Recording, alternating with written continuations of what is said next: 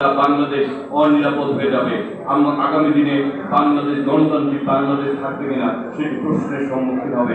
আগামী দিনে আপনার আমার সন্তান আমরা আবার নিরাপদে বাংলাদেশে থাকতে পারবো কিনা, বসবাস করতে পারবো কিনা সেটিও প্রশ্নের সম্মুখীন হয়ে যাবে।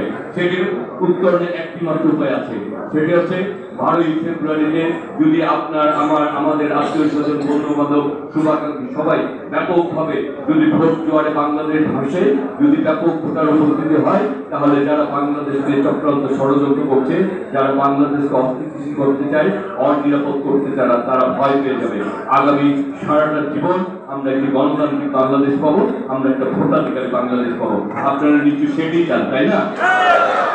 আর এই বাংলাদেশের জন্য অনেক সহযোগিতার জীবন দিয়েছে আমার নেতা শহীদ রাষ্ট্রপতি জিয়াউর রহমান। বাংলাদেশকে তাবেদার বক্তব্য রাখতে চেয়েছিলেন বলে সেই তাবেদারি শক্তি আমার নেতাকে হত্যা করে শহীদ